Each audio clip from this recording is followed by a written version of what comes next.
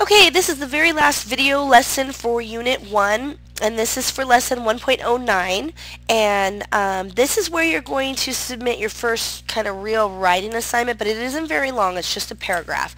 So I just want to kind of go through this for you and help you to see what I expect from this assignment. So of course you'll begin here at the beginning. Make sure you read everything. There's only 5 pages in this lesson, so that's not too bad. And it has your objectives down here, so make sure you read it all. It won't take you very long, and then go to the next page. And here it talks about the kind of things on page 2 that you are expected to include in your paragraph. So you're supposed to include details like examples, facts, explanations, and you can also incorporate some of these things: summarizing, paraphrasing, and direct quoting. Remember that anything that you take from someone else, anything that isn't your own opinion, you're going to need to cite that source. You have to be original, or you have to cite the source where your stuff came from. You have to give credit where credit is due.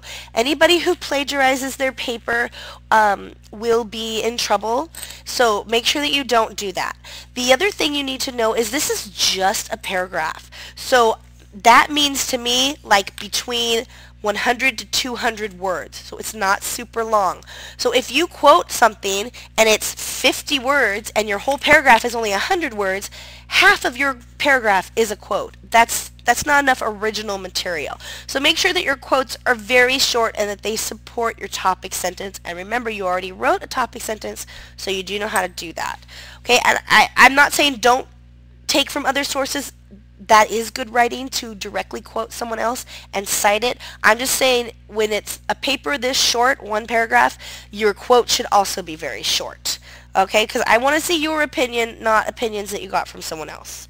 Make sure you go through this little part down here. You can do that by hitting begin, and then you can go through all of the pages on this. And read all the way to the bottom, and then go to the next page. After you read pages 1, 2, 3, and 4 completely and thoroughly, you're going to come to the assessment page here where it talks about what is expected for you to turn in. Here's the instructions. It says, previously you read a chapter from H.G. Wells' novel War of the Worlds and listened to Orson Welles' radio broadcast of War of the Worlds. You also learned how to support your ideas when writing. Now write a paragraph outlining the similarities and differences between the chapter and the radio broadcast of War of the Worlds. The paragraph must answer the following question: which version of War of the Worlds is more effective in creating fear of the unknown? Remember to ask yourself, which words, phrases, and sentences did the author select to make me think or feel this way about reading the selection? Why are these words, phrases, and sentences effective in making me think or feel the way I do about reading the selection? I would add also or listening to it. To help you, use your previously completed Venn diagram. Remember, it went over the differences and the similarities, where you recorded the differences. Oh, okay, I just read that. Be sure to use direct quotations, summarizing, and paraphrasing to support your ideas about which version of War of the Worlds is most effective at creating fear of the unknown. Take a look at the grading rubric, and then here's the instructions for what you submit. Now this is going to either be written in like a Word document or directly into the text box at the drop box. I just want to show you a little bit of what I expect.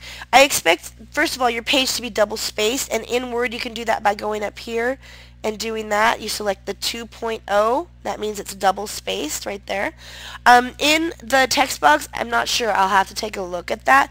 If it's not possible to automatically double space, then don't do it. Don't push return or enter at the end of every line. That messes everything up.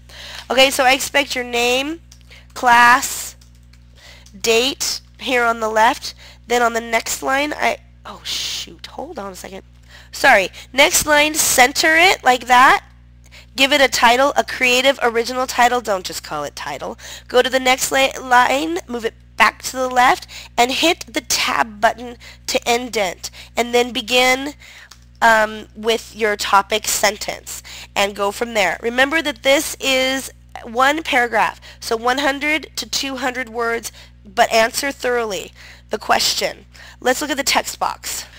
Okay, I don't see a way to double space, so don't worry about that, but still name, class, oh, it just does it automatically. Perfect. Class, date, center, title, all the same thing. If you have any questions, let me know, and good luck. Thanks.